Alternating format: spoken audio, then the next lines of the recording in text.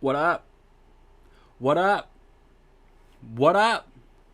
Strike League Podcast, man. My name is Randy Little. You listening to, you watching, episode number 95. We got a lot of these in the can. Every so often, I tell y'all that I didn't know I was capable of riding with this for so long, but it's fun, man. This is my art.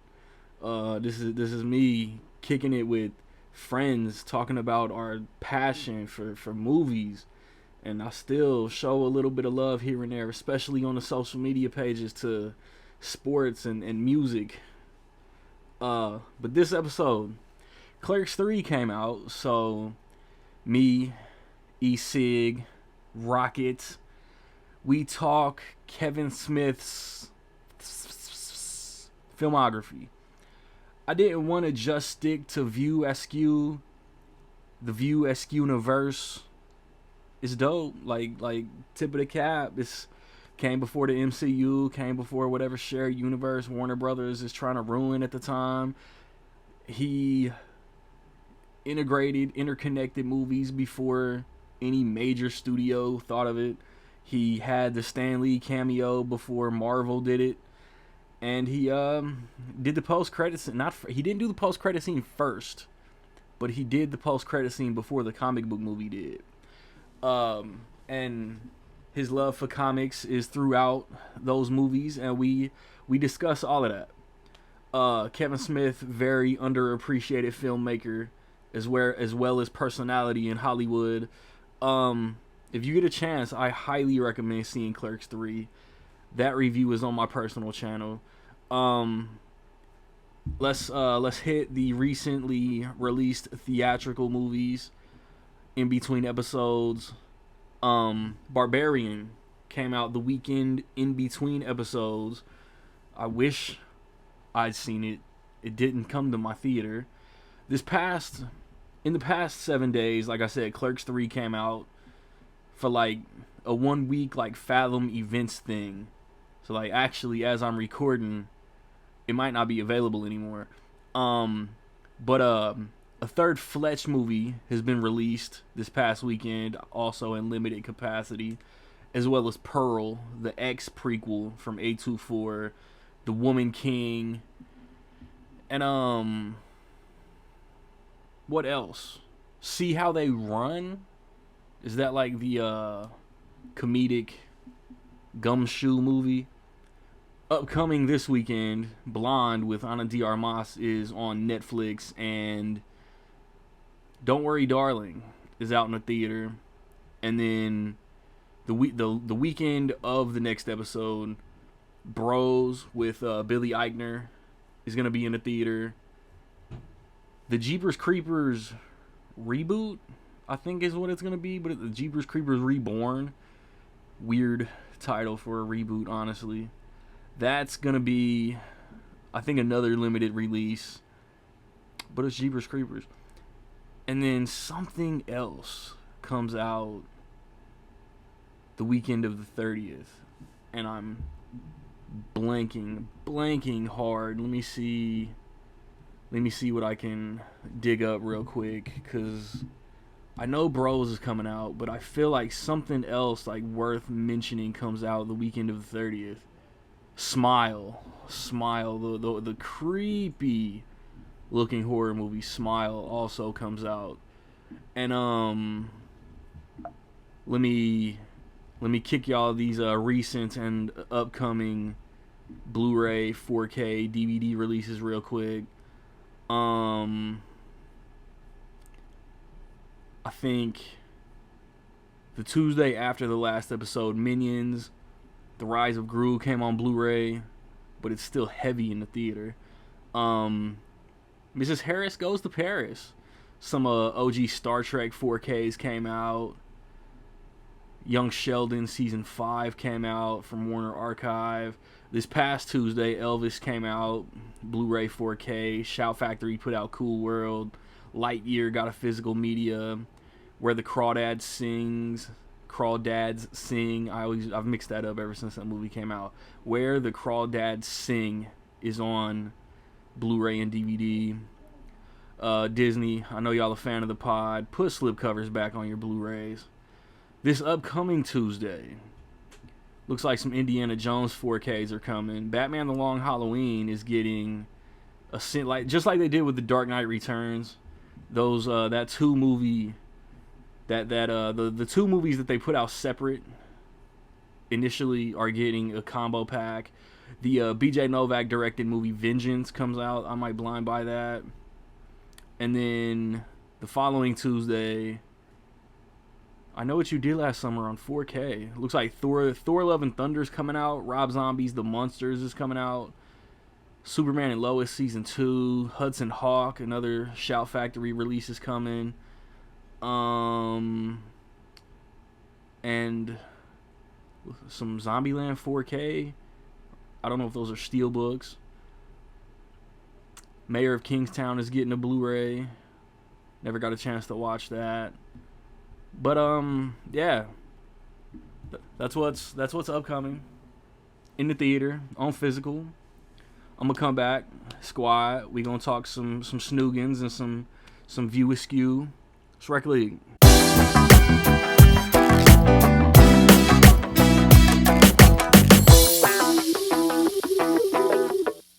All right, we back, and look at these morose motherfuckers right here. I've been planning on saying that for like 4 days, but a little bit of news crept up. So, Constantine 2, damn near 20 years later, supposedly Keanu Reeves coming back. The Discovery in Warner Brothers Discovery was like, J.J. Abrams, we not doing that show. But y'all know, like, demons and possession and satanicness like really isn't my shit. So like I don't care. Rocket, what you think? Rocket Raccoon? I'm interested to see what's up with that. Because I enjoyed the first one. I did enjoy it. But like Top Gun Maverick is gonna start this whole trend of stuff coming back 20, 30, 40 years later.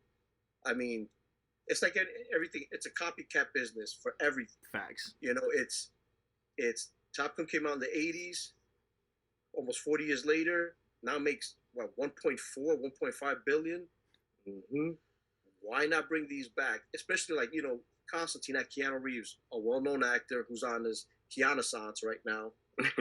Ride the coattails of that. You know what I mean? So it's like that's what they're gonna start doing.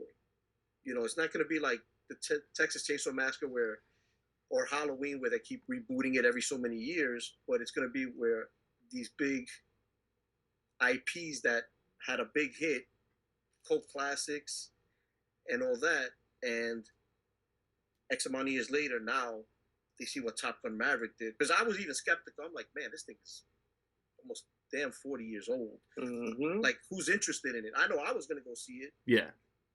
But who's interested? And I mean, they answered that bell pretty nicely. My man said Keanu-sance though. I haven't heard that. That's a nice one. Yeah, trademark that. I mean, Keanu specifically. It worked for Bill and Ted ish. Mm-hmm. Eric. Yeah, not bad. Oh, about Constantine. Yeah, I guess if it's not a comedy, belated sequels really have a chance to work. Yeah, big facts.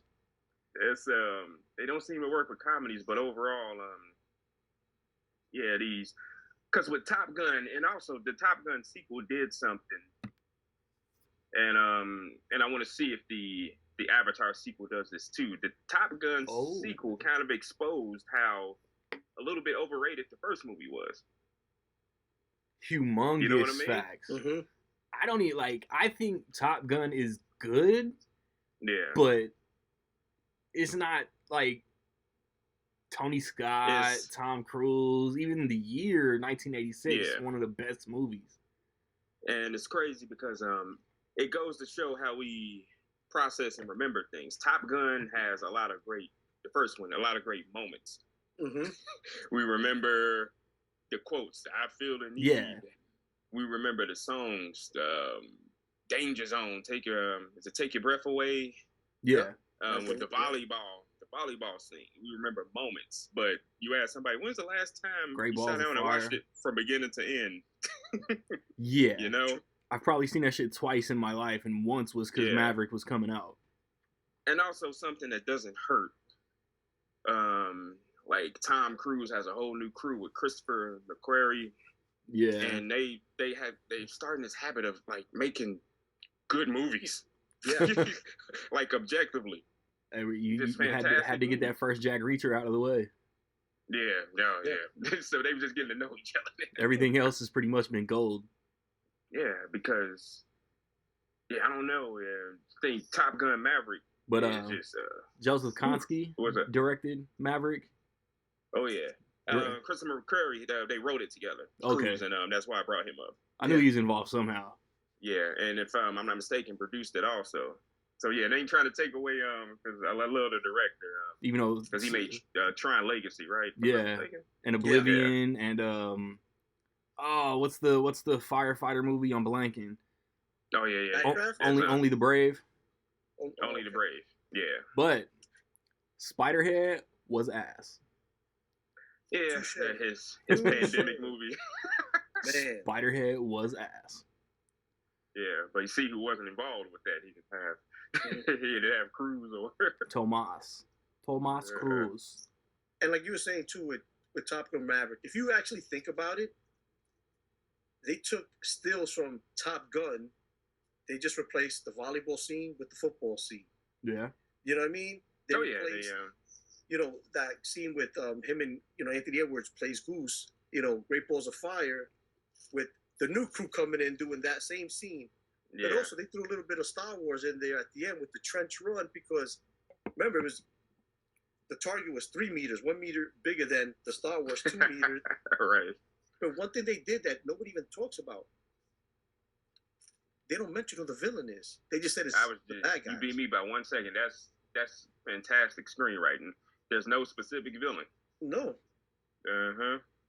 Yeah, and nobody, and the fact you don't realize or to think about it at the moment that goes to show you just how, cause these days a lot of stuff is sensitive and you got to be careful with the international market. You don't want to, because there was a movie a couple of years ago where they literally had to go in post-production and change everything.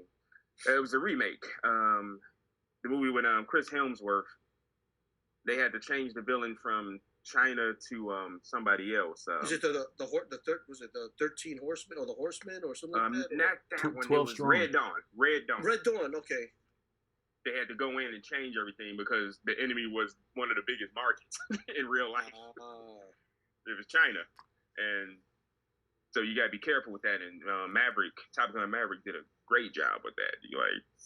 So look, man, we started off talking Constantine 2. Y'all sitting here just sucking off Top Gun Maverick, and I'm not gonna front like it's not in my top 5 currently for the year. But Paramount Pictures, I hope you listening, even though I know for a fact that you're not. Putting that shit on digital in August and putting the physical out in November is some bullshit. Makes no sense. Makes no sense. Bullshit. Yeah. All right. But no, Constantine. Yeah, it's we'll see. That's how I feel too, because like I said, the first one was I had fun with it, but it wasn't like blowing off the doors. They like I don't know even how much it made, but are they gonna bring back Shia LaBeouf? Are they gonna bring back Tilda Swinton? You know what I mean? Or Peter Stormare? I mean, Maybe. Rachel Weisz. I would love to see her back. Please. She hasn't even aged today. I mean, look at Black Widow. Yeah. And it goes to show you, Randy, you say you're not into those type of movies, so you haven't seen it, right? I've seen it. All right. I was like 19, and it was February. I was in tech school. Went with a couple of my boys. I don't even really remember the shit. I feel like Shia LaBeouf was like the young sidekick character, but I also might be thinking of iRobot. Mm-hmm. Yeah, that's who he was around that time, just the annoying sidekick character. But I'm not gonna front like I remember it. Peter Stormare, or yeah, that is one of the best. It goes to show you don't necessarily need 10 tons of makeup or CGI. That's one of the best portrayals of the devil. It's just him in a white suit and some dirty feet. And oh man, but yeah, we'll see what they do. And one thing I'm curious about is what fans of the original comic was mad about, because the script couldn't get picked up because Constantine, was blonde with the trench coat, the comic book, and they actually did the TV show with his being faithful to how he looked, but they changed it to Keanu Reeves. A lot of people were mad about that. A lot of fans of the comic. That's what I feel like DC fans, period, recognize Matt Ryan is the Constantine. So bringing Keanu Reeves back is a brave call to me. Yeah, that's one I want to definitely see what they're gonna do with that. It's Keanu Reeves at almost 60, blonde hair, and I don't think they're gonna go that route. Matt Ryan does the voice in animated movies now. They integrated him into Legends of Tomorrow. He guest spotted on Arrow after the show got canceled. Right. So he's gonna get a lot of flack from those fans. Yeah. I'm curious to see what that is or what it's gonna be. But that's the thing, though, too. We could go with, I don't want to compare Constantine to the Flash. You have Grant Gustin, who is the Flash in the DC, or they call it Arrowverse. But yet now you have this Ezra Miller issue, and you got people now championing Grant Gustin. I think he could do. I mean, with all this, the Flash, verse and all this crazy stuff, because they're going, back and forth. Can that switch it where, like they were saying, Michael Keaton, is he going to replace Ben Affleck as Batman at that time? Can Grant Gustin now replace Ezra Miller and become the new Flash? So I mean, Matt Ryan, Constantine had his own series, but they X'd it after one season. Then they integrated him, like you said, with DC Legends. We have these TV characters and these movie characters portray the same person, but you have two different people, acting them. So, I mean, prior to Constantine being anything on, say the TV series, Constantine was Keanu Reeves at the time. Now with all this stuff going on, I can see why people are wanting Matt Ryan and all that. So you could compare the two in that sense. Now, granted, the Flash has its own problems. This is minuscule compared to that.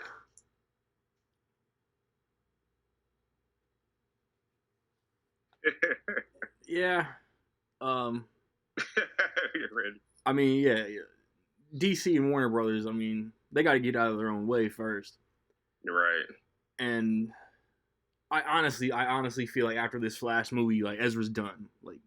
If Warner Brothers is smart, they're just gonna be all your negativity, all your bullshit, all your dude. I don't want to get on the Ezra Miller rant. I think he wanted the status, so he could get that "Don't you know who I am" card or whatever, and doesn't care anything about any of the projects he gets attached to. And he was reduced in Fantastic Beasts probably for what was the first incident he punched somebody in Iceland or some shit. Yeah. Been so many. Yeah, and then all this noise with the Flash, the delays between Warner Brothers getting slutted around to every other company like they're fucking DreamWorks, and all this other shit. Once the Flash comes out, I think DC can find their direction. And I would love to see Grant Gustin in that role. I'm a season and a half back on the show, but I like what he does with that character. So do I.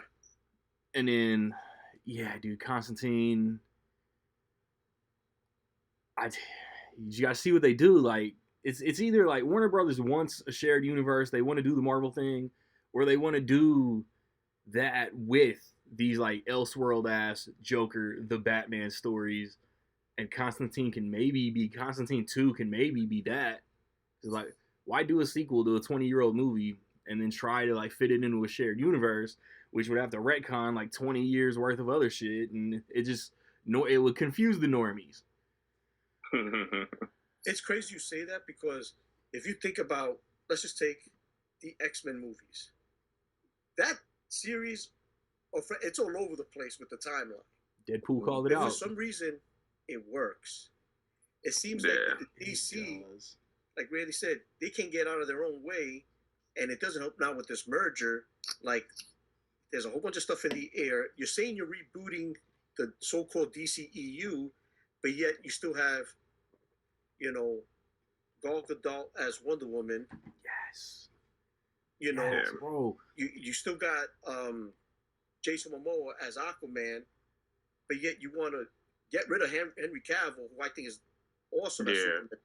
And yet Ben Affleck, I think if you talk to him, or was it David Zaslav, the CEO of Discovery?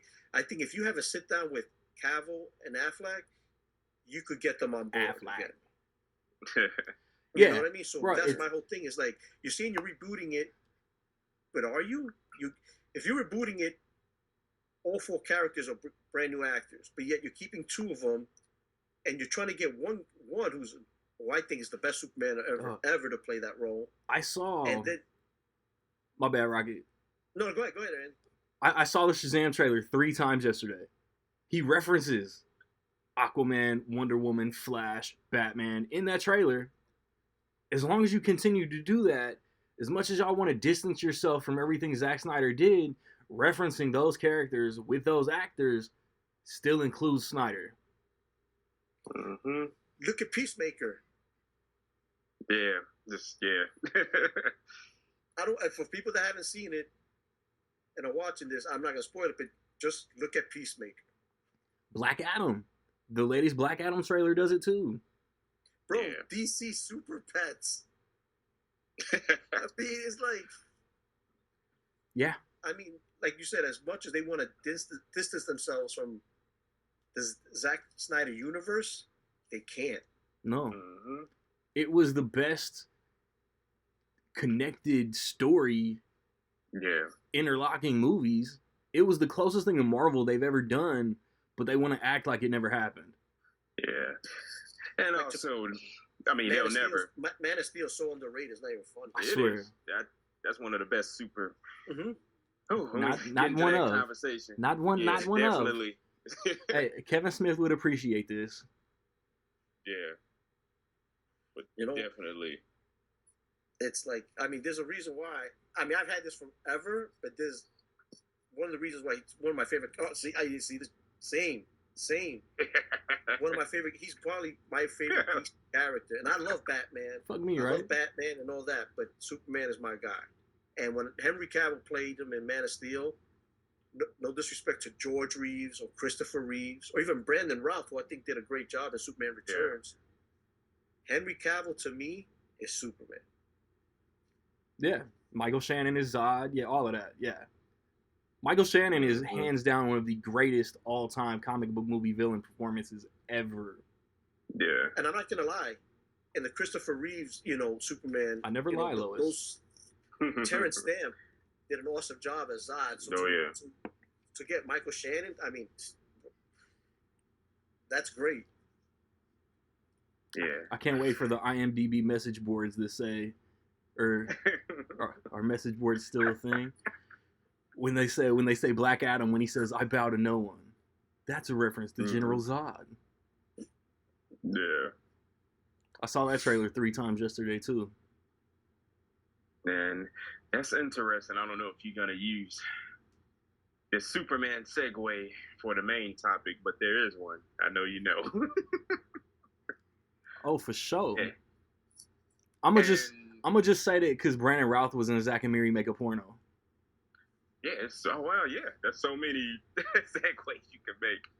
And I'm going to bring something up... a certain producer that has something to do with Kevin Smith, who's made a recent appearance on the Joe Rogan show, but we'll get to that. Kevin Smith was involved in the 90s Nicolas Cage Superman movie that Tim Burton was going to direct, and they bumped heads.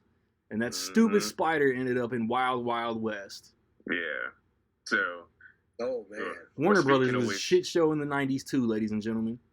So, yeah, let's get right to that then. So, John Peters... who was the producer. He produced Batman 89. What's up, Randy? Who was portrayed by Bradley Cooper in Licorice Pizza. Oh, wow. Really? Oh, man.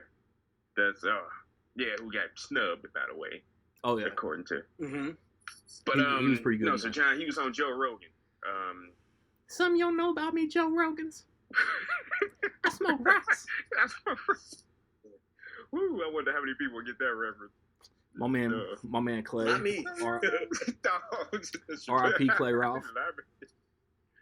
No, but so before we get hard on Kevin Smith, he was, for the people who don't know, he was the screenwriter, the original screenwriter for what was going to be as a Superman Lives, that was going to be directed by Tim Burton, and like John Peters, a bigwig at Warner Brothers, producer, and he was just infatuated with whatever movie he was going to do next, for it to have a gigantic spider in it for some reason. Spider.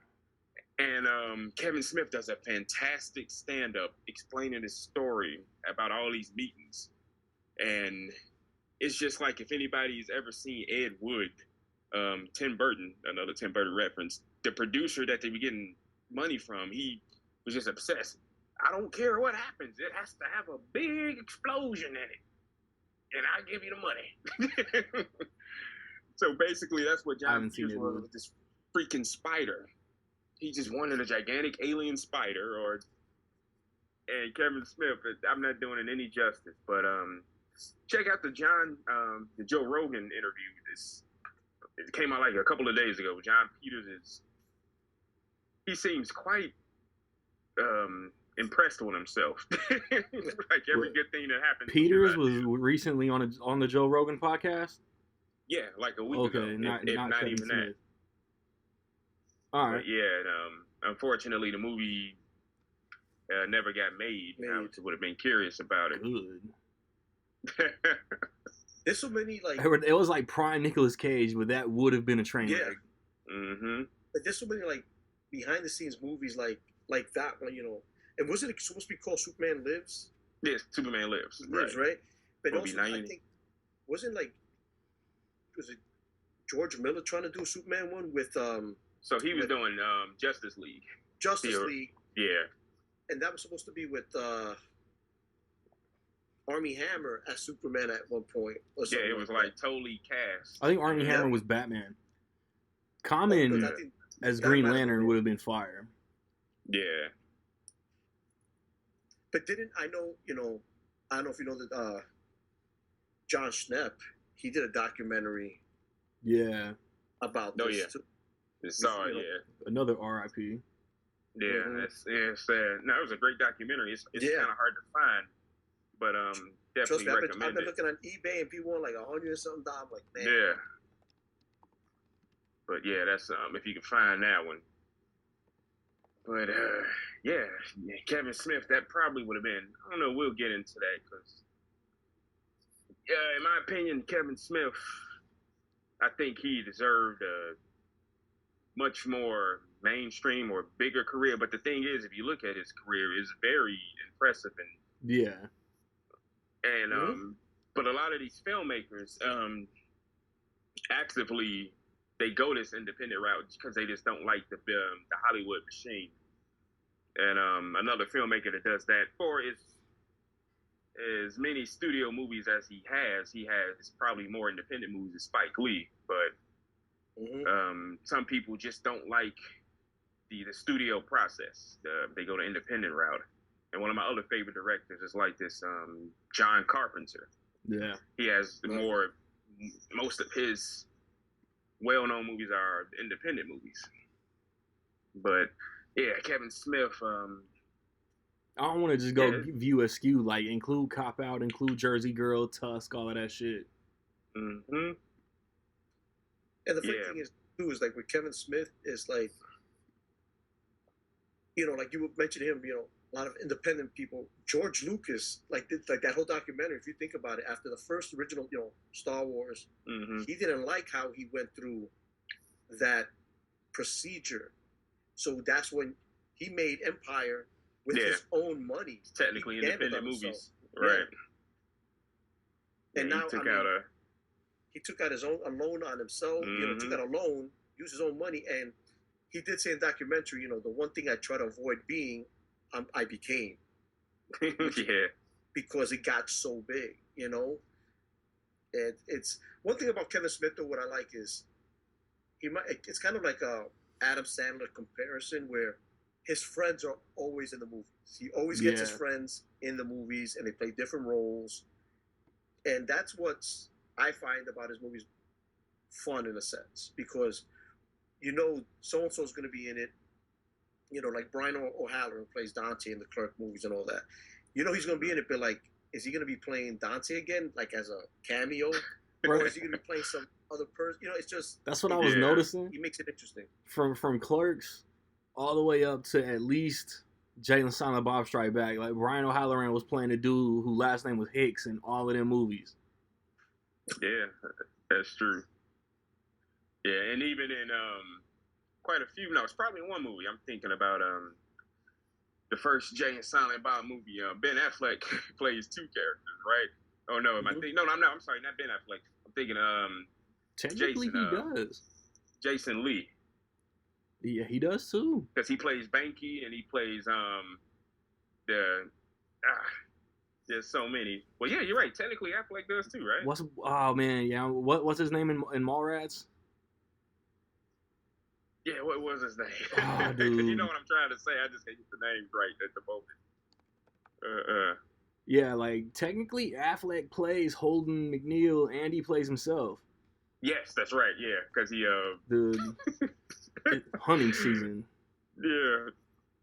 Oh man, which is just hilarious. It's funny. Brody. Seeing that.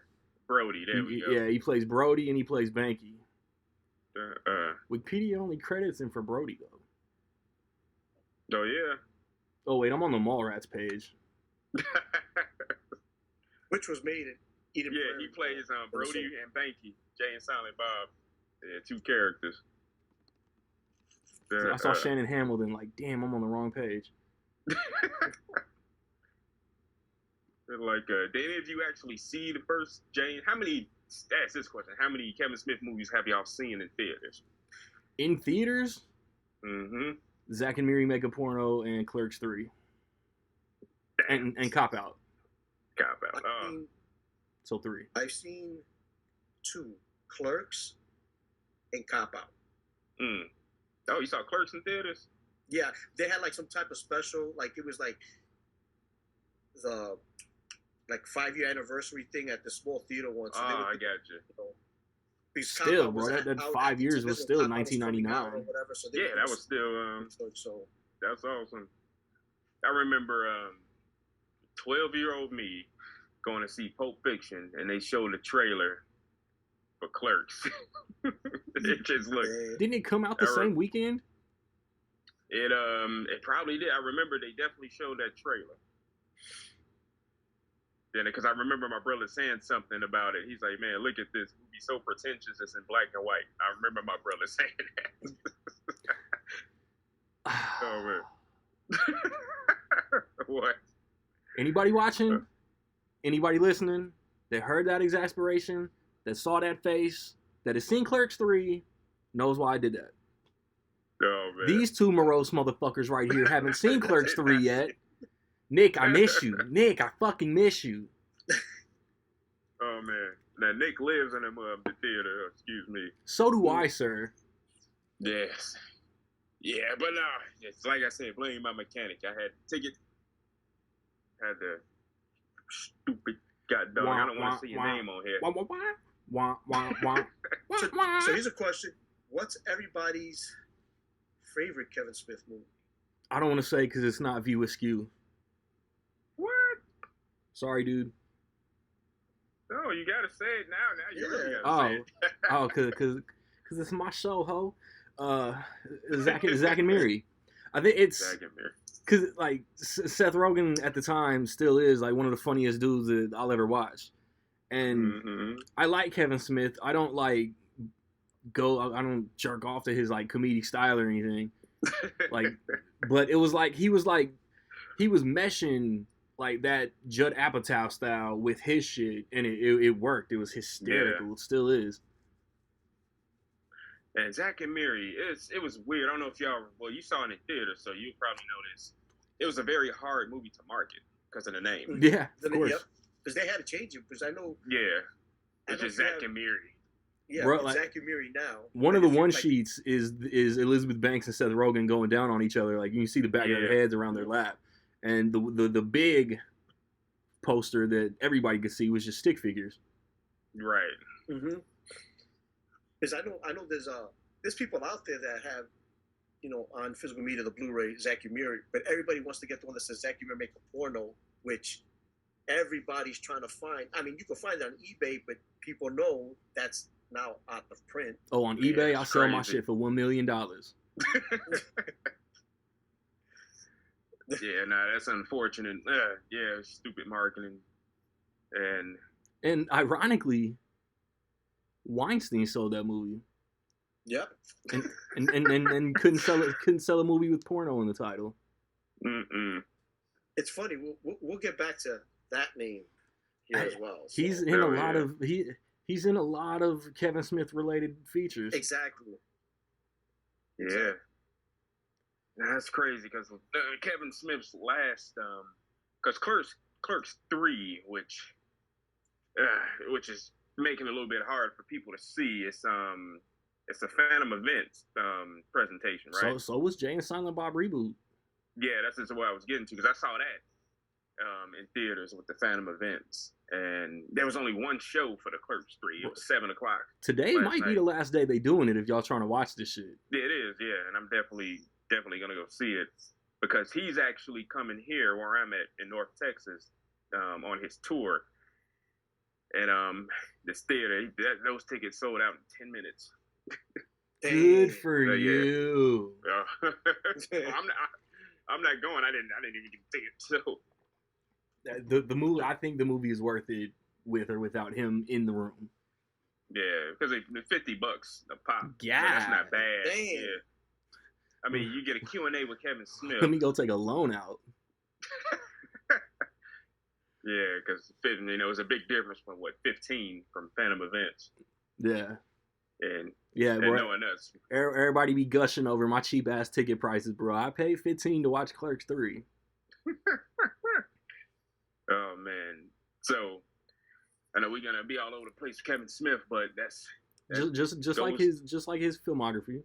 You're right, exactly. Yeah. So not a interesting thing. I didn't even say what I saw. So yeah, I saw Mallrats in theaters.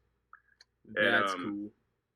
I didn't know who he was or anything. My older brother, once again, like everything back in the day, dragged me to go see it. He said Clerks looked pretentious, but he was down to go watch Mallrats. But he went to go see, yeah. I respect it. Chasing Amy, Dogma, Jane Silent Bob, Clerks 2, the Red State, and the Jane Silent Bob reboot. So far, those are the movies. And tonight, it's going to be Clerks 3. You skipped Tusk and Yoga Hosers? How dare you? I wanted to see Tusk and Yoga Hosers. I don't think that was even...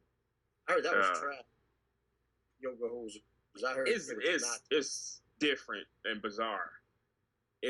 How bizarre it is, it's worth watching. I don't know what Kevin Smith was on something. That's basically a vehicle for water. And another character from another movie shows up, and he's a big actor. He shows up in Yoga Hosers. Well, I don't know. Is it a spoiler at this point? I mean, I know who it is. No, it's not. I mean, have you seen Rocket Tusk? Yes. All right. So the actor that's in that movie, the big name actor, is also in Yoga Hosers. That's the same character. Isn't there supposed to be a third one? What do you mean a third one? Like, isn't like Tusk, Yoga Hosers, like forgive any baby ears listening, watching? Is it like? Isn't it supposed to be called like Moose Knuckle or some shit? Yeah. Because I know Justin Long was in Tusk. Mm-hmm. Are you still thinking about who I'm talking about? Yeah, I'm like the detective. The French detective. Parlez-vous, oui, oui. Take a shit in my bed. I got like 50 million Kevin Smith movies going through my head now. Like, bro, he's only done 14. Chill out. Johnny Depp. Yes. Okay. I'm like, hold on. I'm like, Yeah, so he's in Yoga Hosers too, and playing the same character. Oh, okay. Which is pretty cool that the universe. I think it's pretty cool. So, but yeah, so I gotta get y'all opinion on one movie, which is it's one of his rare mainstream studio movies, and it is one movie, Cop Out. Have y'all seen Cop Out? Yep. Mid. That's where, I heard a lot of. He doesn't even like Cop Out. Yeah. So speaking about titles, Cop Out is Kevin Smith's Alien 3. Yeah, there you go. And speaking of the title, we were talking about titles like Zack Mirror. The original, this is the only movie that had a better title. It's the only movie Kevin Smith has directed and didn't write. No wonder. And the original title for the movie, they say it in the movie. It's like you hear somebody in the background after the interrogation scene. But it's what like a couple of dicks. I feel like Warner Brothers again was like, oh no, we can't sell a movie with dicks in the title. Yeah. Not understanding that that's slang for cop. But detectives. But it's Cop Out. It's ironic. They copped out. It's just. I know Kevin Smith basically. I know he's retracted some of it now, knowing what we know about Bruce Willis. Yeah. And all that, which is kind of sad. Yeah. That's why he's putting out all these these weird movies out now. Which I get. Straight to D. Between Live Free and Die Hard, Live Free or Die Hard, and Cop Out, was he sick? Back then, I don't think he was diagnosed. Because they share the screen together. Like they worked together in Die Hard 4. Die Hard, yep. And then he agreed to do Cop Out. So was there not some kind of like camaraderie? Like we enjoy doing this, so let's do this. You would think so because Die Hard came out before Cop Out. 07. Yeah. And Kevin Smith played on the computer tech. Yeah, like that hacker guy. So you would think just there alone he would know this is going to work or it's not. Exactly. Right. Like seeing how he's working with Lynn Wiseman would have okay, he's easy to direct. And maybe because it was Die Hard, he was easier to work with. I don't know. Gordon, if you watch once again Kevin Smith's stand-up tour where he was talking about the situation, he said Bruce Willis would come up to him and ask him questions because different directors work different ways, and I'm gonna make this comparison. Like Tarantino, Kevin Smith is a writer first and a director second. Yeah. And Kevin Smith said Willis will come up to him like, "What are we doing for this scene? What lens are we using?" And blah blah blah. And Kevin Smith admitted himself, he's like, "I don't fucking know. We're using the one that goes on the camera." And he's not a technical director, obviously, right? And he said Bruce Willis just increasingly just grew frustrated with him. It was like, I'm picking on him and stuff like that. And it was just a working relationship just fell apart. And Kevin Smith said it was one of the worst experiences. So he made a whole stand-up act about it. That's unfortunate. And what else can you say? I mean, now I want to see it. But that's the thing though too, when we know now what's going on with Bruce Willis, what he's diagnosed with. But it's like anything else. That being an actor is stressful. Like any job, And who knows? Like maybe that's when the signs first started showing up. But you're just gonna be like, oh, it's this or it's that. Right. Not knowing, because like you said, Randy, they did, Die Hard. Right there, you would know.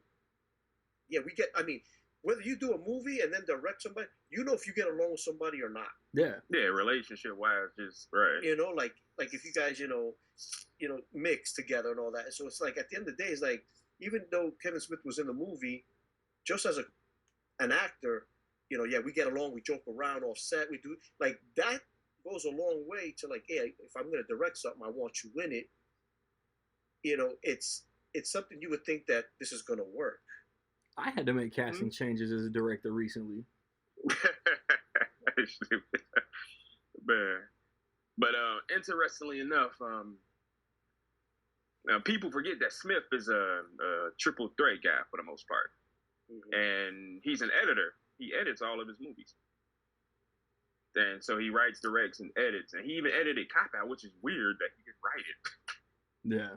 Yeah, why not just have him do all three? Yeah. Yeah. But the thing is, Cop Out wasn't an original. So there's a list. They call it the Blackout Screenplay list. No, I'm sorry, the Blacklist. And this is it sounds negative, but it's actually not. This is a list of screenplays that are great but haven't been produced yet. And a couple of dicks was on that list. And that's why Kevin Smith picked it, because he personally liked it. I always thought that was like shit that just people just couldn't make or didn't want to make. Learn something new. Yeah, no, it was actually a list of the opposite, because they need to change the name because it sounds negative. The Blacklist. And no James Spader anywhere around it. Oh, you got that. Hey, that's a good one. But yeah, that's. I guess we're working your way up to what his best movie is overall. But well, we want to talk about that yet, or what else you got? Since Nick in the group chat just like said that his list was the definitive ranking, available. I have it up.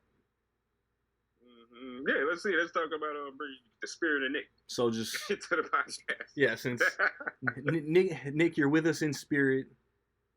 So his 1, 2, and 3 is the Clerks trilogy. He's got Zack and Mary 4, Chasing Amy 5, Strike Back 6, Mallrats 7, Dogma 8, Red State 9, Jersey Girl 10, Jay and Silent Bob Reboot 11, Cop Out 12, Tusk 13, Yoga Hosers last. Interesting.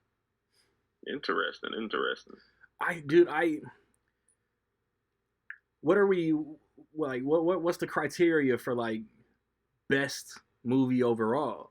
Like, because it's Kevin Smith, is it funniest? Is it most well made? Is it? Nah, just overall. Because like I spoke about the filmmaking aspect, Kevin Smith is not gonna wow you with his amazing cinematography and art direction. But see, like for a balance of emotions and humor and story, Clerks 3 is one of his best movies to me. Yeah. It's a very, even though we haven't seen it, it's obvious from the trailer, it's a very personal story. And I can't wait to see it. And then like if we're talking about like maybe peak Kevin Smith, Chasing Amy might be his best movie. Chasing Amy, yeah. That movie, I find it sad. You know what I mean? It is. It's like, and I think that's why I don't like. I'll be honest with you, I like Kevin Smith. And I just realized I don't own any of his movies, which is really odd. Damn. Yeah, it's odd. I'm like, I thought for sure I would have at least Dogma on DVD, or Jay and Silent Bob Strikes Back, or like even Clerks. Like it's on my list. Clerks 1 and 2. Sorry, Rocket. For the people listening on the audio podcast, Rocket says this as he sits in front of a gigantic display of movies. Yeah, on all of those the movies. video podcast. Not one Kevin Smith. No, it's odd. Like I thought at least I had like 2 or 3. Shout out to Anchor. Shout out to Good Pause. I'm like, I don't have any of his. So I just went like on like Amazon and Best Buy. Like I got them all, like a bunch of them in my cart, the ones that I could find. So you went to the theater. It's crazy. Like I just didn't realize like. You went to the theater and watched Cop Out and didn't want to buy it? You didn't want to cop Out? No. Tracy Morgan could not save that movie. So no, definitely tried. not. Tracy Morgan, Sean William Scott, and the cast is pretty solid too. Yeah, just accidentally, how doesn't that just be at the most a good, really good movie? But anyway, in 2010, it was a February release. Yeah, that should have been You know what's crazy too? Like people don't know too. Is like, or you guys probably do. Kevin Smith, like on the low, he's directed some episodes on The Flash. Yeah, he done a lot of CW stuff. That's what I was thinking. Supergirl, like rewatching the View Askew universe this past like week and a half or so ago. I realized that like he must have connected more with like the Supergirl cast than the Flash or whatever other show he did. I don't remember if it was Arrow or Legends or what, because they're not in his movies. Like 3 or 4 different cast members from Supergirl are in his movies now.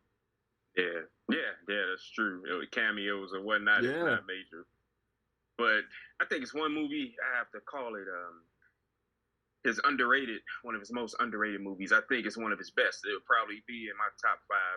Look out for my letterbox list after tonight. Just do his whole universe or filmography, fool. Top 5. This ain't Chris Rock, who was also in Kevin Smith movies. Oh yeah, a whole bunch. A few. He was in Cop Out. Yeah. Yeah, Cop Out, Jay and Silent Bob, the first one. Chris Rock was in Cop Out? Was it Cop Out?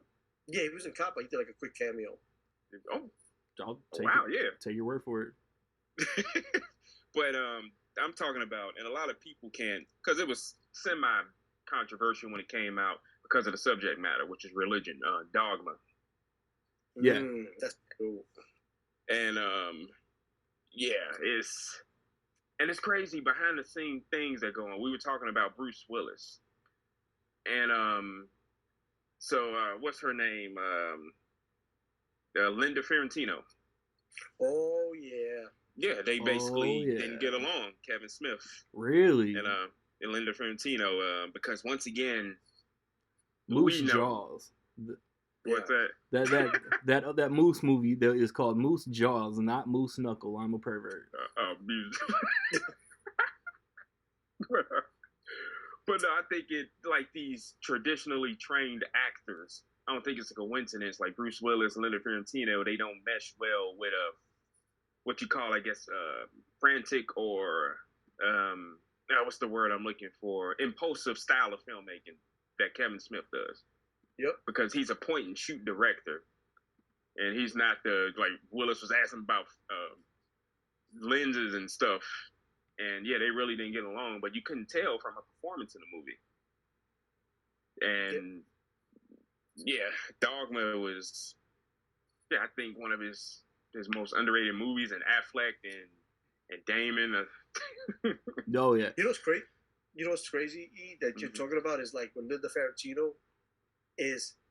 I read an article that after doing Dogma, and this person is also in the movie, Janine Garofalo.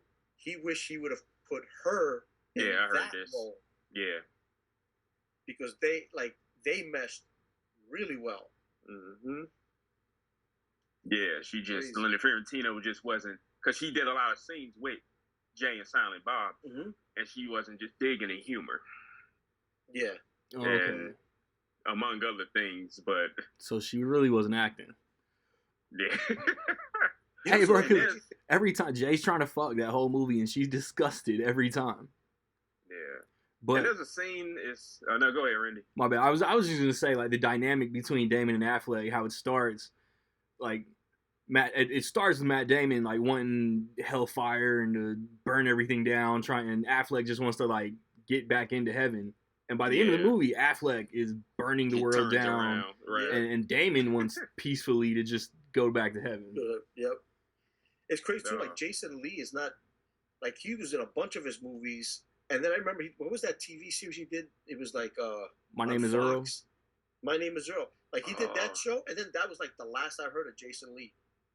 He pops up in Clerks 2, and he's got that stash going. I was like, dude, that had to have been prime peak My Name is Earl days. That was it. But that was it. Like he was in a bunch of Kevin Smith movies. He was in Jay and Silent Bob reboot. Oh, was he? Okay. Yeah, most people came back for that. But in Dogman, there's a scene, a little trivia for y'all if you want to look. And I only bring it up because he's better now. So Jason Mewes, Jay. Mewes. He was what's it? Ain't really no good way to put it. So basically he was under the influence. He was high for most of the movie.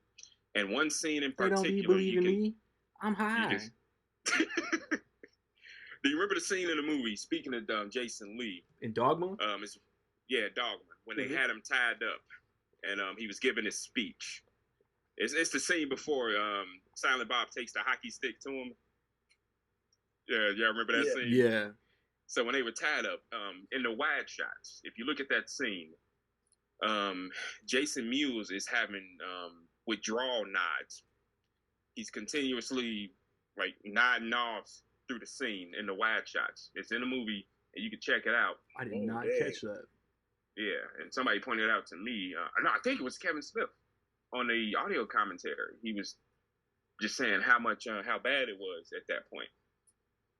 What? And yeah, he had like his whole like 2000s, like he was like trying to get sober, going into rehab and regressing and shit. I didn't really know. I don't notice it until reboot. Like he looks shitty. Yeah, and supposedly then he had I guess he was better because it was so bad. You can see obviously he has new teeth and whatnot. Yeah, because he was just But you know that those stories have happy endings. I think I heard didn't Kevin Smith or somebody like gave him an ultimatum like, bro, you gotta kick this shit, and they fell out, or we can't work anymore because of that. And supposedly they fell out with each other, but he got better. So it's crazy too, because like with most of those characters or his friends that he has in these movies, there's a lot of tragedy in that too. Because like I remember in Clerks, the first one, Randall, what's his name, Jeff Anderson, I think that's the girl who plays Caitlin in that movie. Oh yeah, they got married after 3 weeks. Yeah, I read, and then like she just passed away 5 years ago at the age of 44, which is super young. But like everybody still got along, and like there's a lot of, and then they had him and Kevin Smith had a falling out. That's why he's not like in the movie Dogma, and I forgot another one. Like there was a time period they fell out. Yeah, because after that it was something where it was a point he said he just didn't want to act anymore, or something like that. That's why, it was. Yeah, I mean it's Hollywood or it's filmmaking, but yeah, they still human. But then I know they did this something like, they had these like, Comic-Con or things like that. So they had something where the crew of Clerks reunited and Jeff Anderson showed up and they were still on the falling out. This is how Clerks 3, how Kevin Smith got motivated to do Clerks 3. And I guess during that event, they patched it up. And that gave him a different, and then, people know he had a heart attack. Right. And, so that new, look in life, patching it up with his friend, going through that event of, him almost dying, that gave him motivation to get on the script right away to do this. Because in his mind, it was more like life's too short type deal, where having these grudges with people that you love, yes, everybody has arguments, but you need to patch that up, get over it, right? Continue. So, yeah, that's and they were originally supposed to do, this was originally supposed to be Mallrats too. Yeah. But and we got a few things to say about Universal. Bro.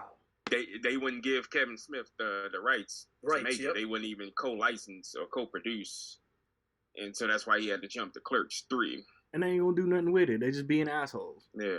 And y'all remember, because on social media, you remember when Kevin Smith was like, I talked to this person, they're down to do it. I talked to this person, they're coming back. This is for Mallrats too. And it unfortunately fell apart. And speaking, we were talking about this off air, Universal, Mallrats, they made Jason Mewes audition for a role that was already that's so trash. Yeah, I read that. So for those who don't know, that's Clerks, so trash. Jason Mewes played Jay. Then Mallrats was Kevin Smith's second movie. Universal didn't like Jason Mewes, and they wanted Seth Green. So Jason Mewes had to re-audition for the part he already had, the part that he played rather. That's terrible. Yeah. Gotta love studio interference. Imagine if, Seth Green, no offense to him, but imagine how different it would have been. Nah, no way. That's the thing though too, is like we're so used to seeing Jason Mewes. I mean, we never know. You know what I mean? You don't know. But at the end of the day, now looking back at it, I can't see nobody else but Jason Mewes playing that part. Of course. Oh man, but yeah.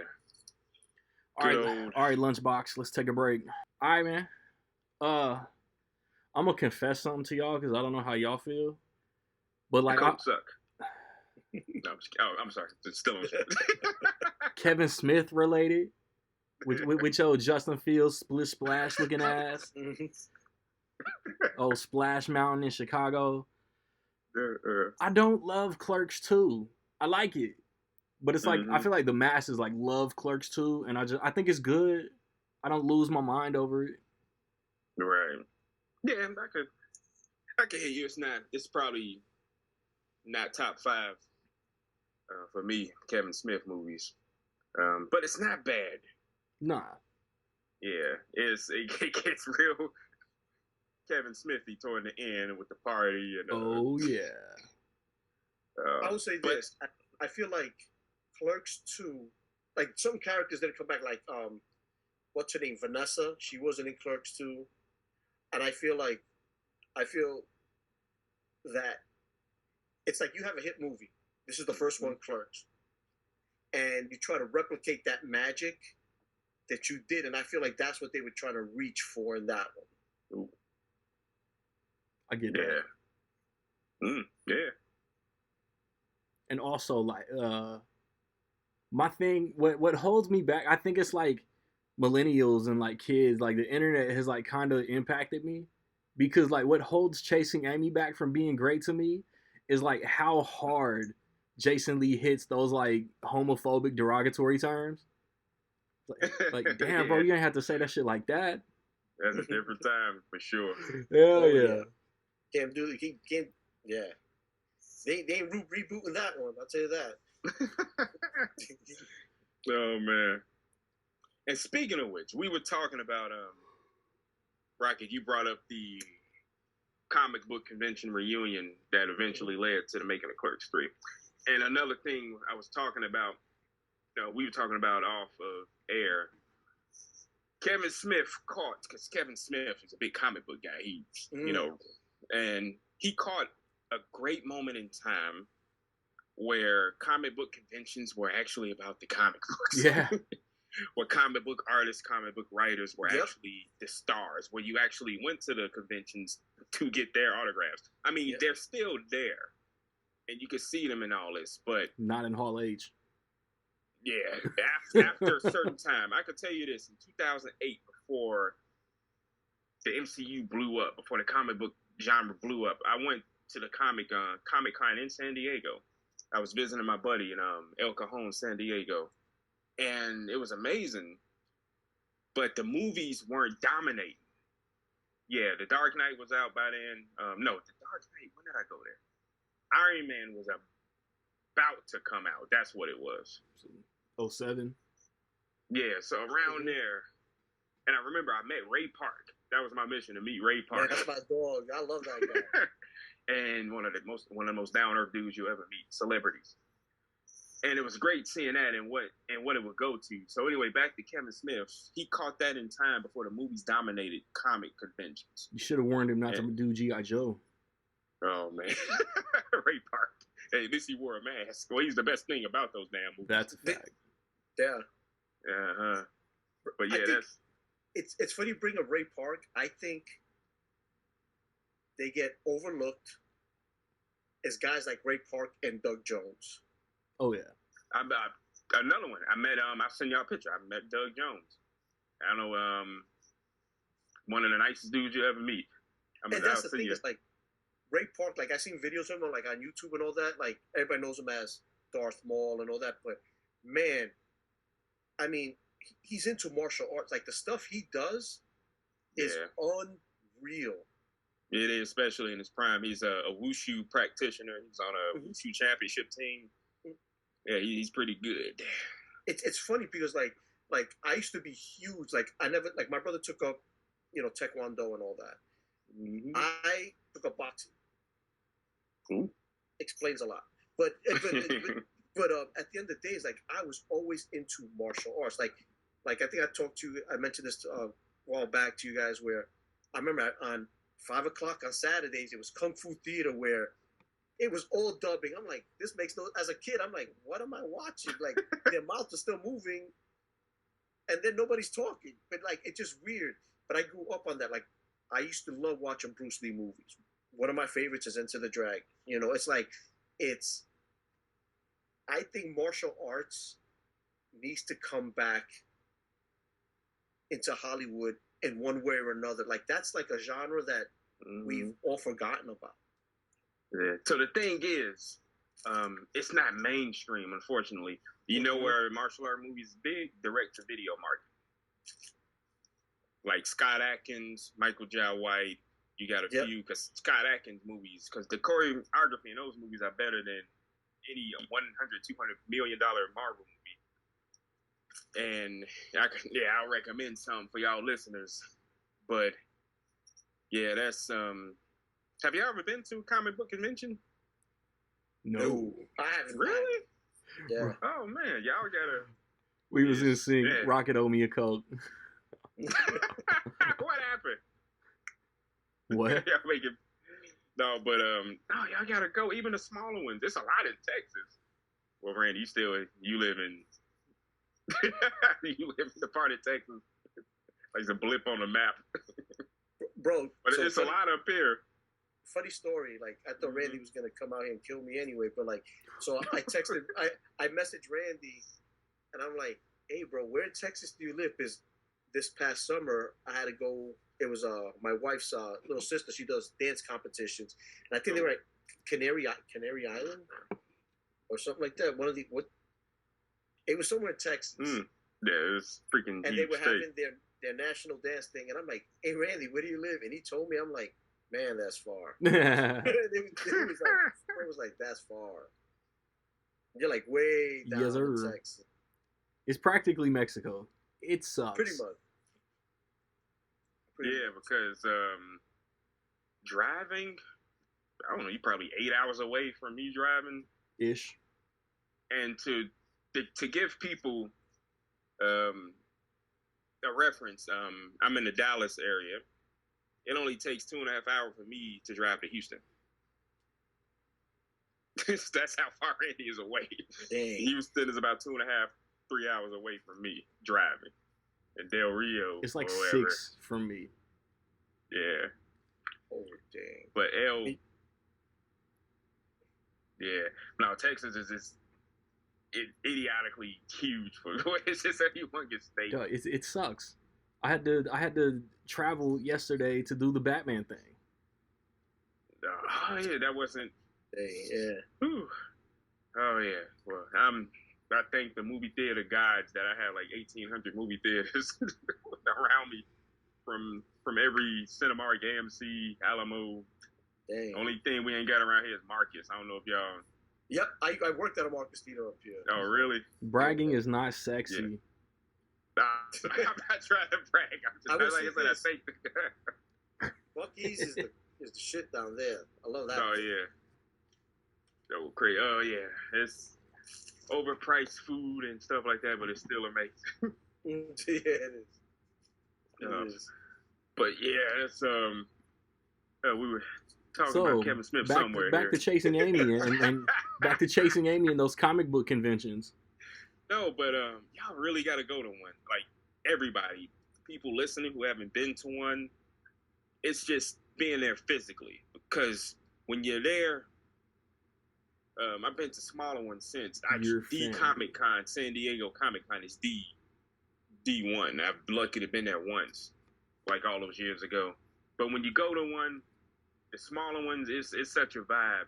Even if you don't, I mean, you collect Funko Pops and stuff like that. If you get stuff, it's just so much exclusive stuff there to buy and to get, and meeting the independent artists and the small.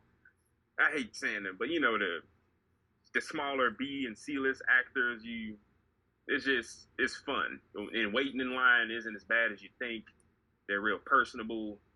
You'll probably meet one or two a-hole celebrities, Corey Feldman, but it's Yo. but they're fun. Is that where they slanging them Ninja Turtle Power Rangers Funkos?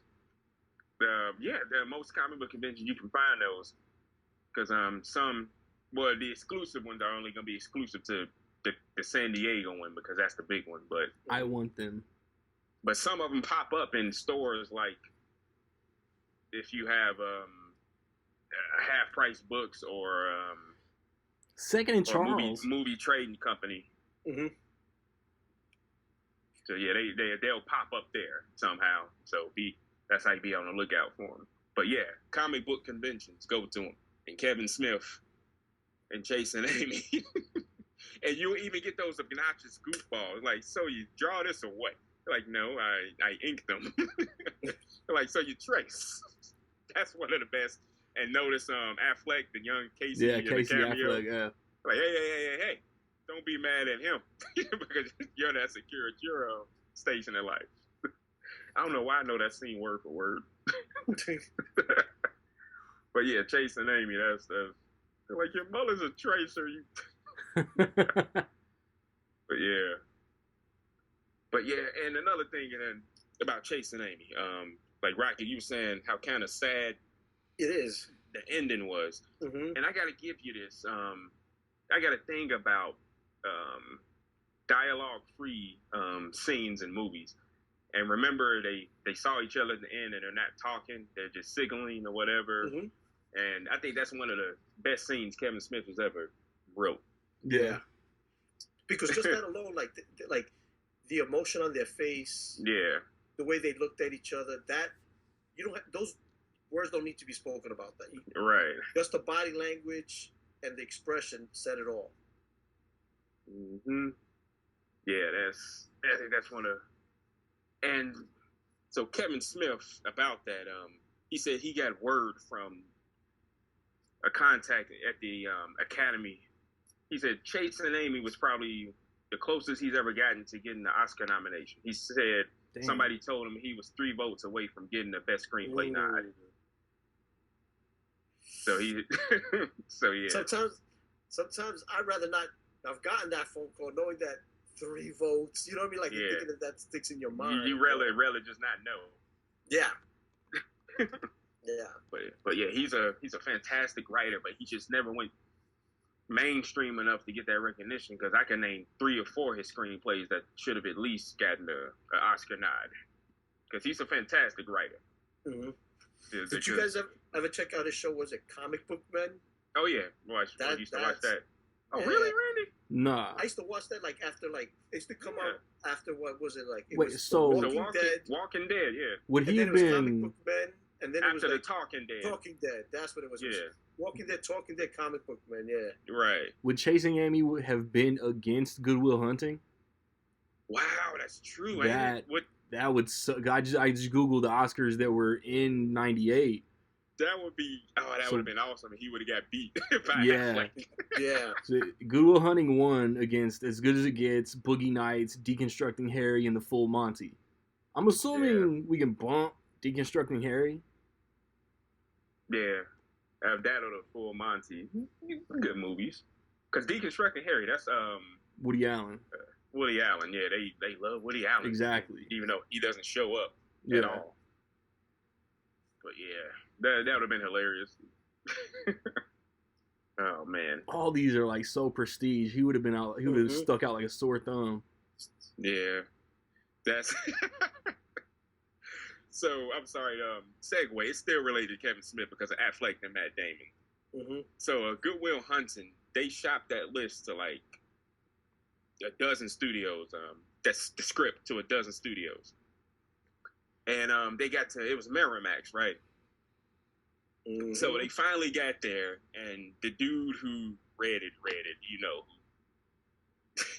yeah, that's it.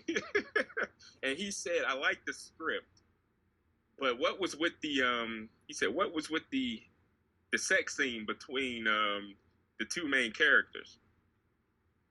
And he between Affleck and Matt Damon's characters, there was a sex scene in the script. I know. Good Hunting? Yes, it's going somewhere. And they were in a meeting, and they said, we just put that in there because we were getting to a point where we thought people weren't just reading the script.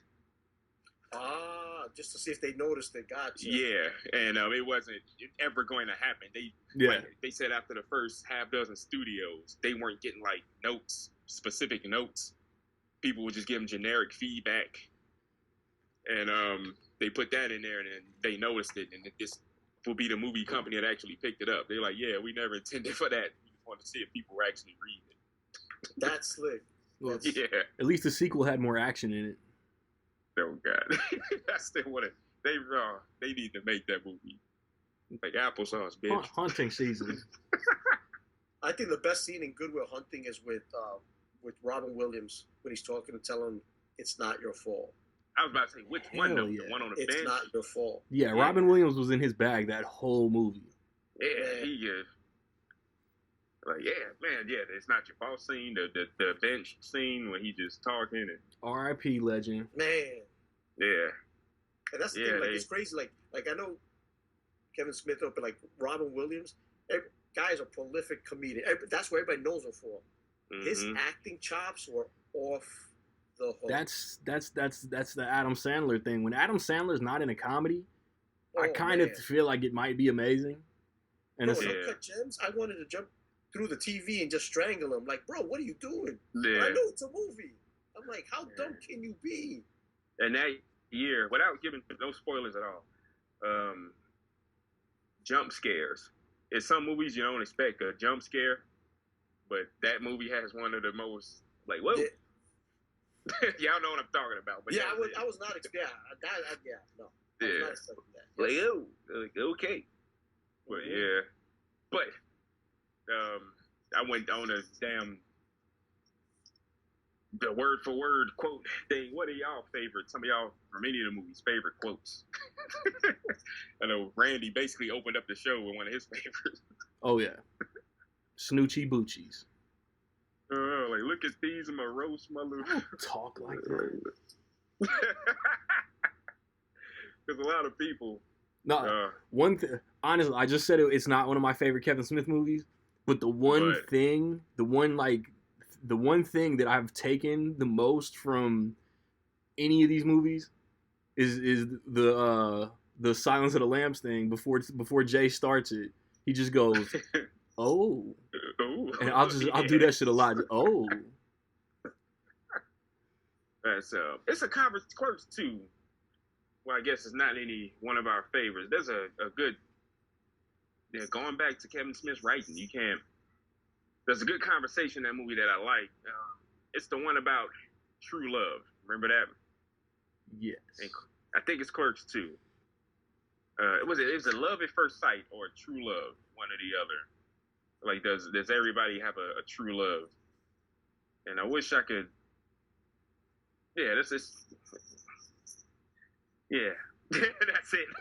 Get there, dog.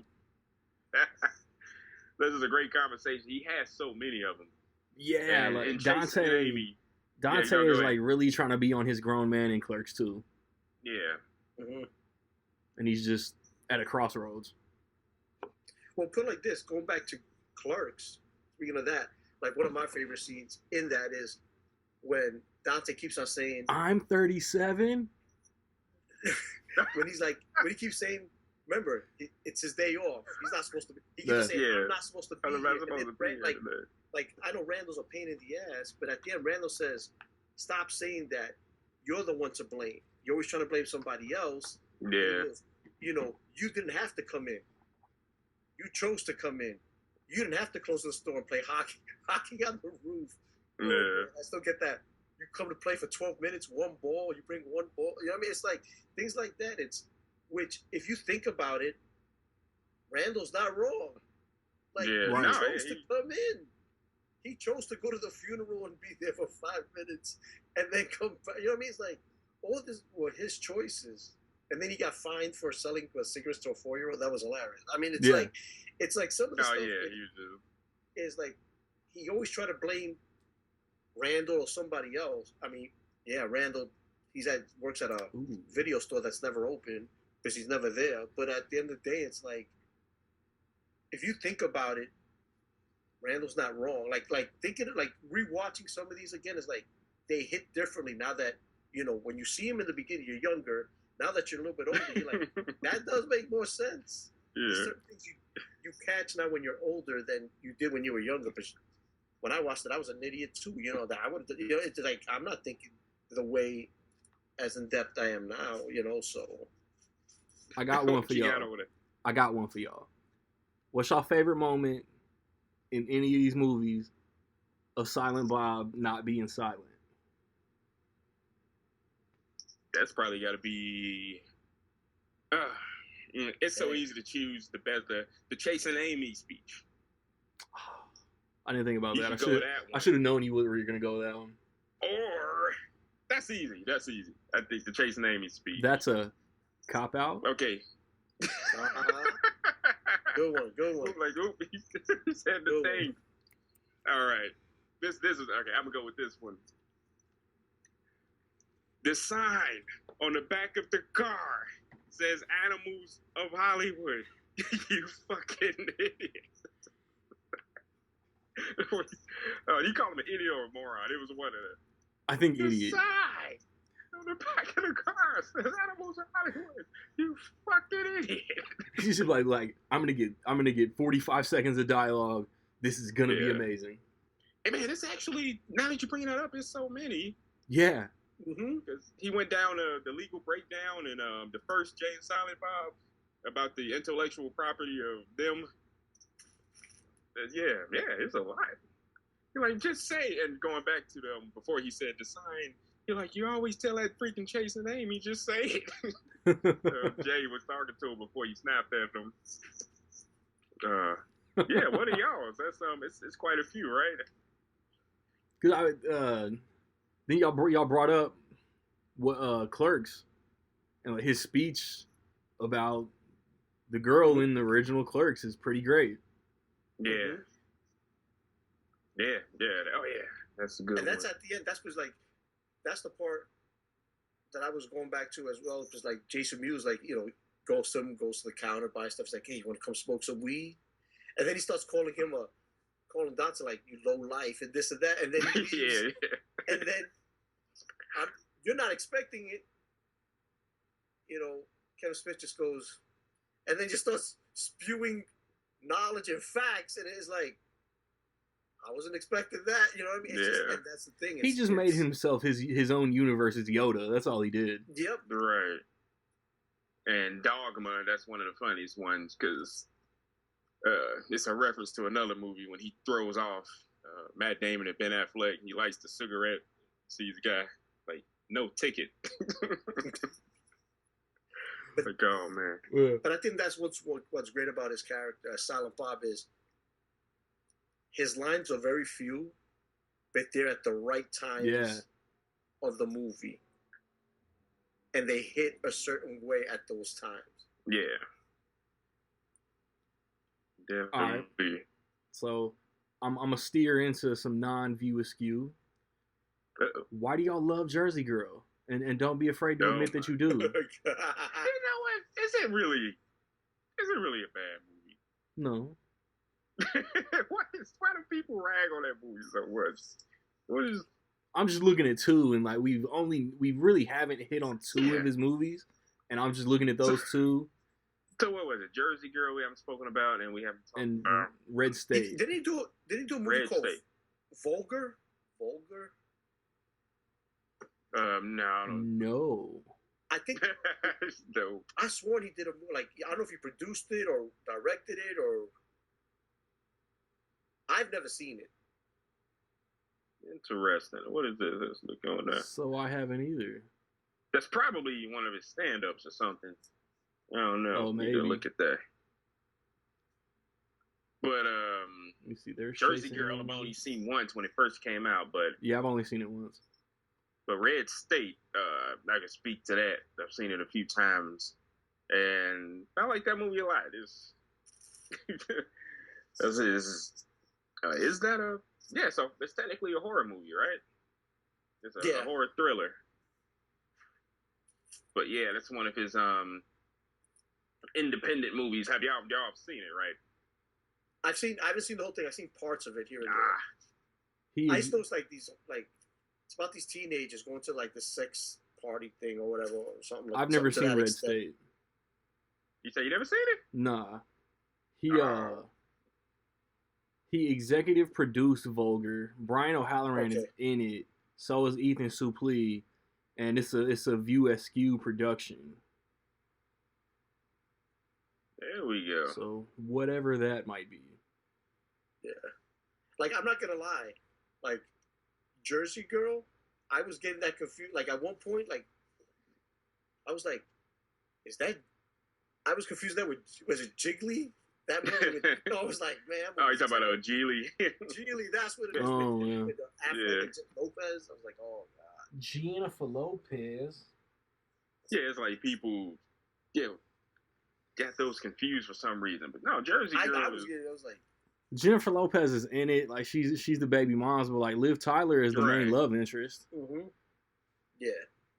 It's cool. Like the main players are in it, like Jason Biggs, George Carlin. Will Smith has a cameo. Yeah, wow. When did Jersey Girl get? Oh, 04. Man. Damn, Yeah, I really did.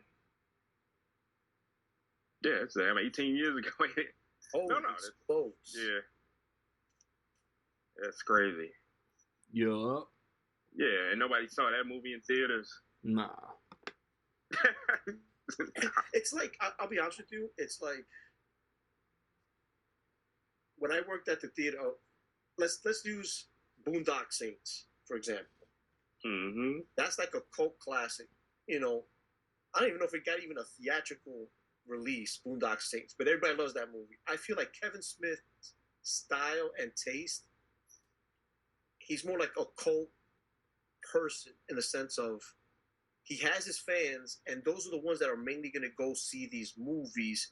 Like you said, Eric, you know, he's not, he's mainstream to us because we know he does like these conventions, he does these other things, but like to the general casual fan, they're just a movie. Or I know people that even heard of Clerks at all.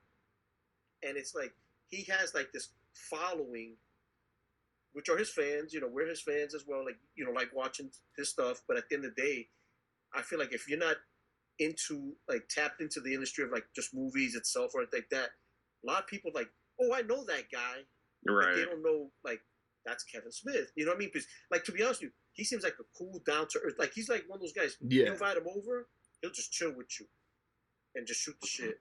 You know what I mean? It's like, he's not one of these, like, he's very down-to-earth, low-key guys, you know, rather chill. Look, besides Ben Affleck, Matt Damon, and some other, you know, A-star actors, it's all his friends that are in his movies. Yeah, sure enough. Think about it.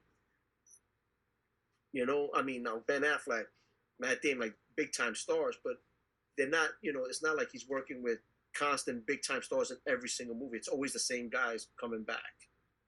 That was the problem with Cop Out. Yeah, the big-time star. Yeah, you notice after that, he probably won't ever do it again because of that. It's unfortunate. Bad experience, yeah. Yeah. But unless some studio says, look, we like your script and all that. Here is X amount of millions of dollars and go have at it, and we'll produce it as a mainstream. And like they could, you know, truly have his back. He has full control. Maybe then he'll, maybe even just, maybe he might do it. Maybe he might give a chance to think about it. Because that sucks that y'all haven't seen Red State. Because, y'all got to watch that. Because he talks about something. He said if he would have had the budget for that movie was super duper low, so even the actors that he got for that movie was impressive. Because in Red State, I think it's John Goodman, Kevin Pollak is in it. Wow, that's some good. That's top notch right there. Who is it? I guess one of his regulars, the guy that was in Tusk, also was in Red State. Recently passed away. Is Michael Parks. Oh, okay. Yes, Melissa Leo, Academy Award winner Melissa Leo in Red State. Crazy. So, he has some heavy hitters in there.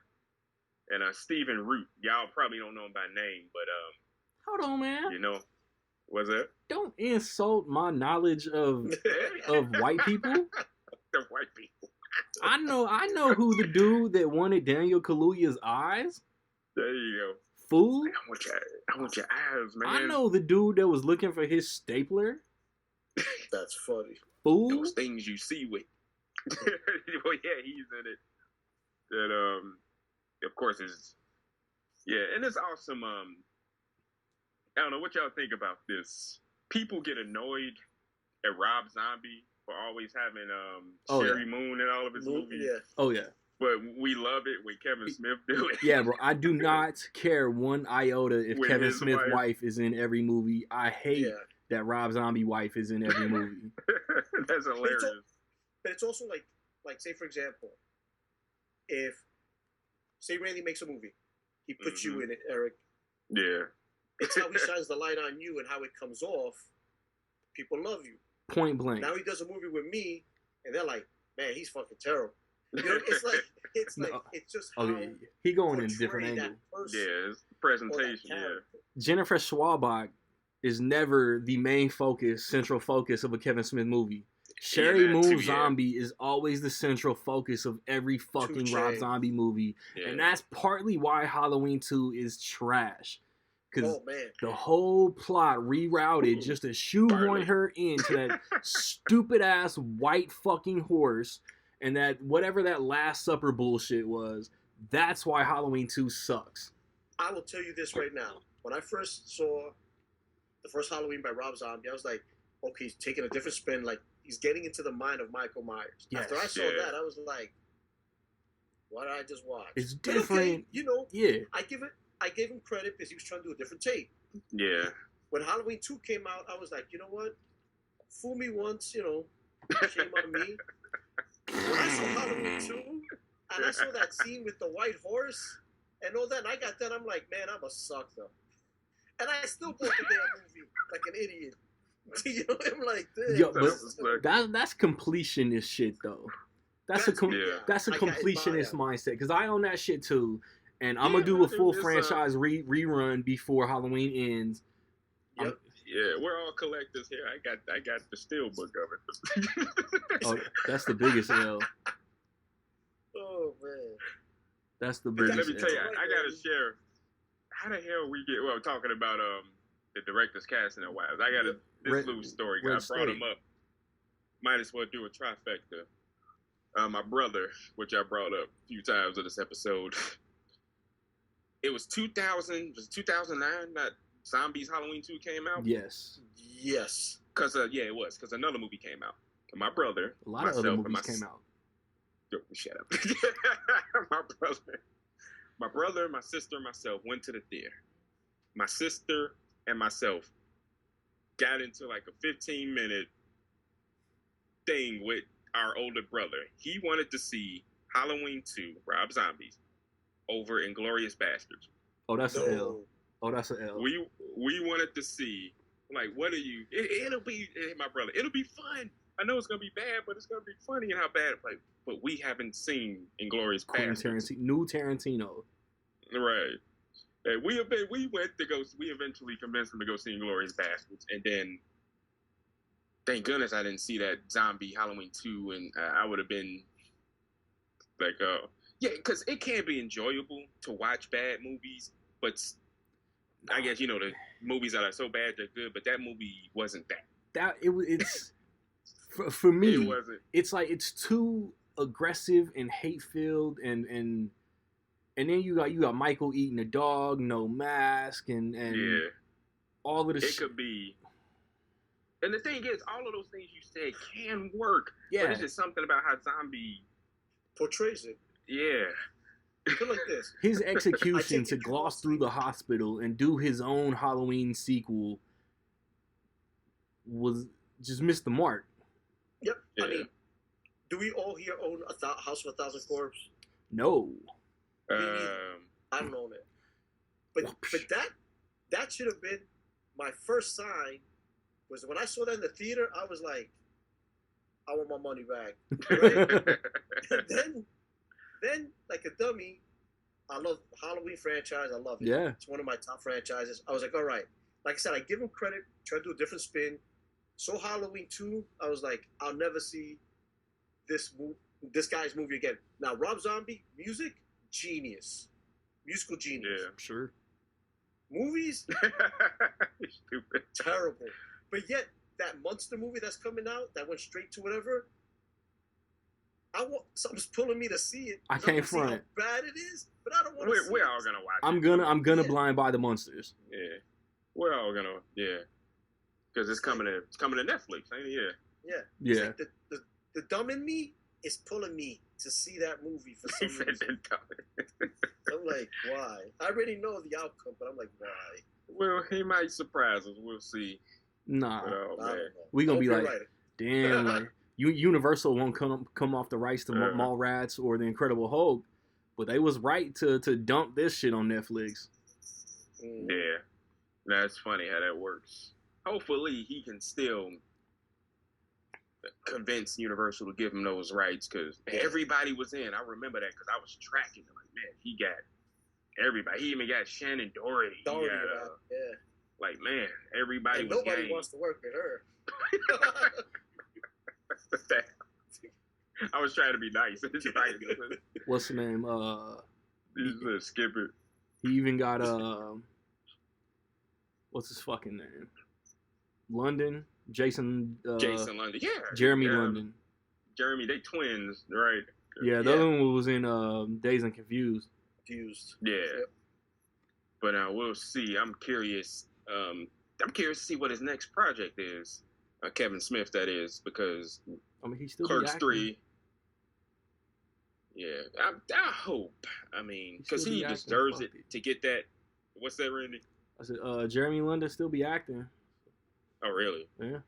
I couldn't tell you.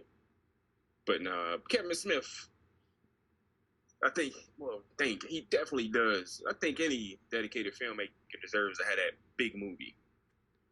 That's what I was thinking. Like, it'd be cool if like yeah, like Kevin Feige or like a big comic book studio like was like, here, like, do your thing. But then it could be an Edgar Wright Ant-Man situation too. Yeah, and because I hope Cop Out, you would not want Cop Out to be it as far as a big studio movie. No. And it's funny how Edgar Wright, I'm a huge Edgar Wright fan. Yeah. And all y'all know how I feel about Scott Pilgrim. Oh yeah. The different all the different editions I have of it.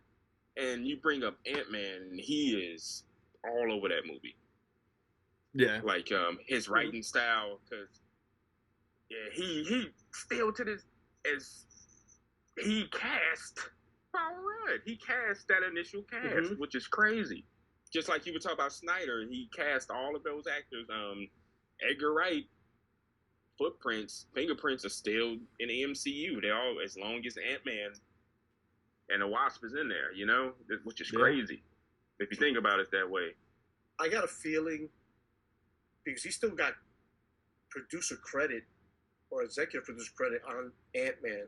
Yeah, he got screenplay credit, executive producer. Mm-hmm. I got a feeling his name is going to come back around in the MCU sooner rather than later. That'd be dope. Yeah. Another movie. That'd be because, dope. Yeah, and especially because Edgar Wright, he has a very unique writing style. He writes his editing beats in the screenplay. And Ant-Man 1, when what's his name is telling a story and he's going all into like, I met this person Luis. and they told me that they told Louise when he's telling Pena. that story. Luis, yep. That's classic Edgar Michael Wright. Pena. And when the other people are talking in his voice, like all that is Edgar Wright. But I got like the van. 110%. My mom's got deported, but I got the van. You know what's funny? They should, like, I think in the MCU, every time they do a breakdown, like you know, they do like, what is it, like, next time on the MCU or whatever, they should have Michael Pena do every single one of those things like that. Oh man, no, that would be cool. But like, but with Kevin Smith though, like now he's done Clerks 3. I hope, you know, what's happening in his personal life, you know, with his health, him doing Clerks 3. I hope this gives him a more rejuvenated feeling of like, I want to go in directing even more now. or produce. You know what I mean? Because like at the end of the day, it's like he'll have a project, and then years will go by, and all right, he'll pop up to direct like an episode of The Flash or Supergirl or whatever, and then years go by, and then you hear rumblings of, because we've been hearing rumblings of a Clerks 3 for how many years now? Yeah. You know, so it's like, it's after this, when is his next thing he directs that's not like a TV episode or something like that, but like something like a movie, like you were saying, Eric, a big project. And I just hope it's not 5-6 years later. I hope it's a lot sooner, and he goes on that run where he deserves to be given a second chance for a big mainstream. Or now, whether he wants to do it or not, that's another thing. But like you said, Cop Out left a very bad taste in his mouth. Yeah, he needs to find this. Maybe he does something for Blumhouse, small studio. Give him, you know what I mean? Because that would be, I think that would be a good marriage. Like him and Blumhouse, they kind of have like the same, not ideas, but I can see them, you know, gelling well. You know, he does a lot of small stuff. Blumhouse does a lot of small stuff on small budgets, but they're also mainstream. Yeah, it's true enough. What about the Kevin Smith A24 movie? Yeah, I think he could. That's not a bad one either. I'm just trying to shake up film snobs' taste. Yeah, they need to be shaken up.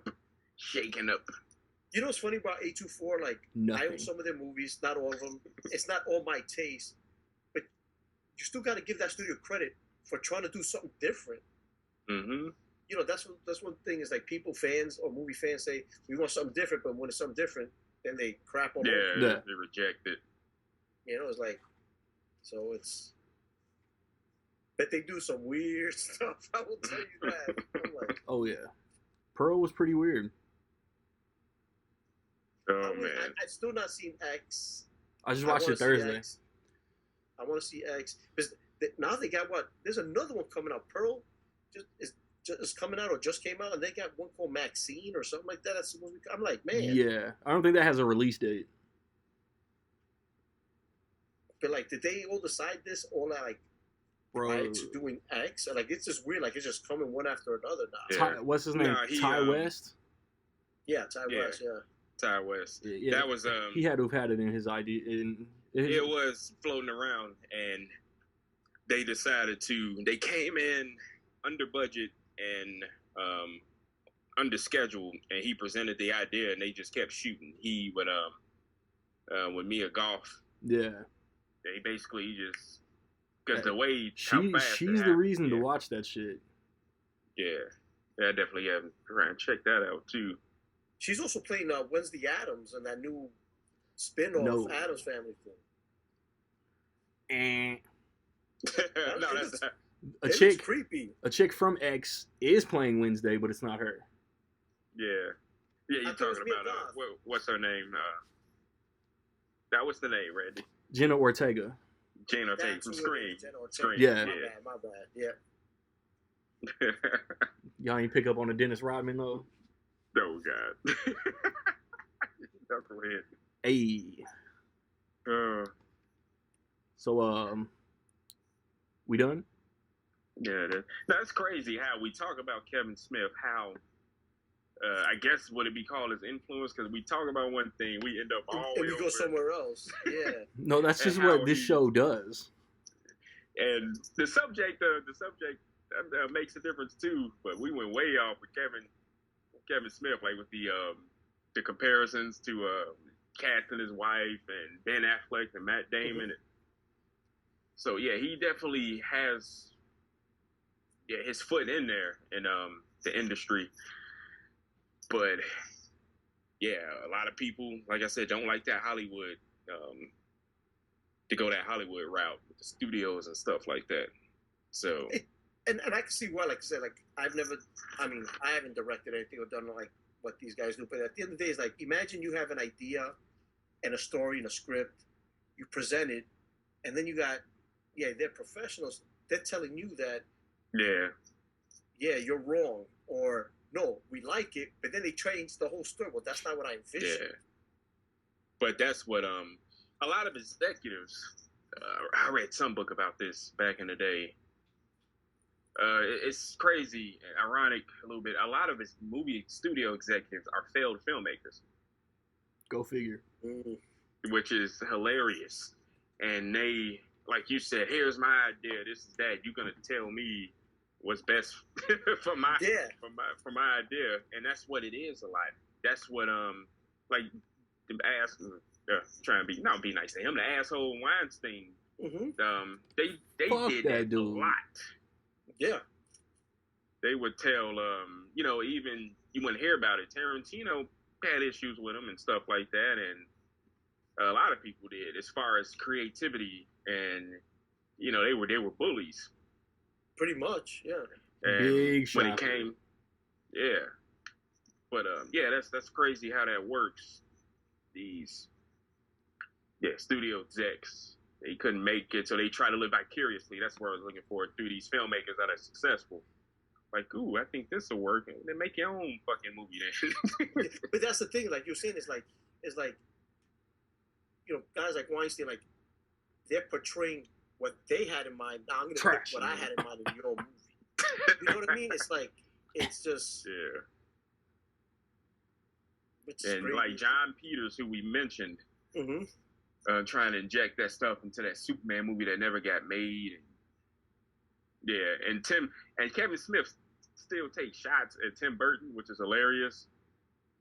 Because it's funny, Tim Burton has said something years ago, which is nuts.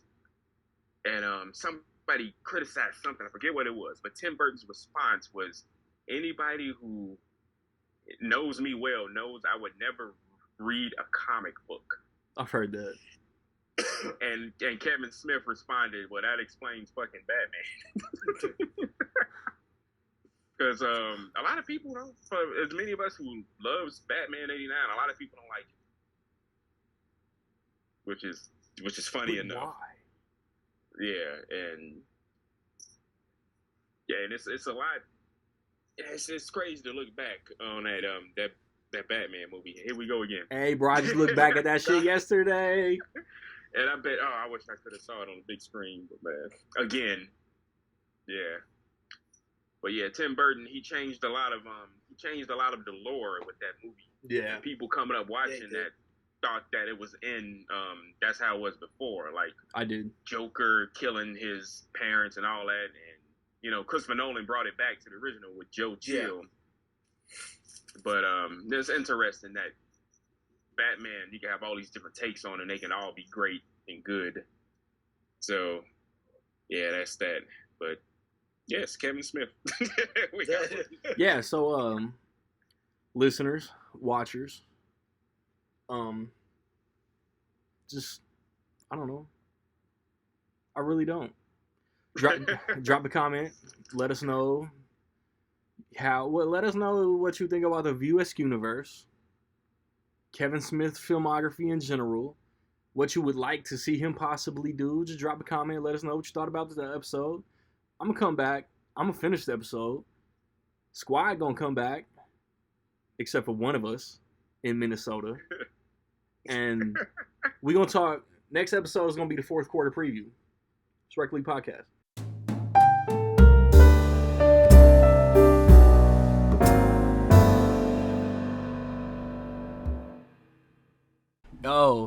Yo, greetings and salutations. Hearing these bars will give them heart palpitations. Hot-headed, Ghost Rider, but no Ghost Rider with this dope cipher. Eating wings of fucking, either way we bone in. I'm in the zone when I'm flowing. Claim to ride solo, but that's cause you smell like Jim Locker.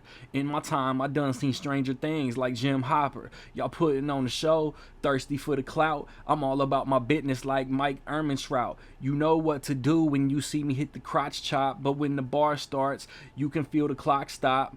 I put X's on the floor so they know what they place is. You may think that line is tasteless, but I was referring to the stage, bitch. You put it off until tomorrow, and that shit is fucking dumb. Tomorrow's like sex with your girl, cause tomorrow never come. And chill until the next episode.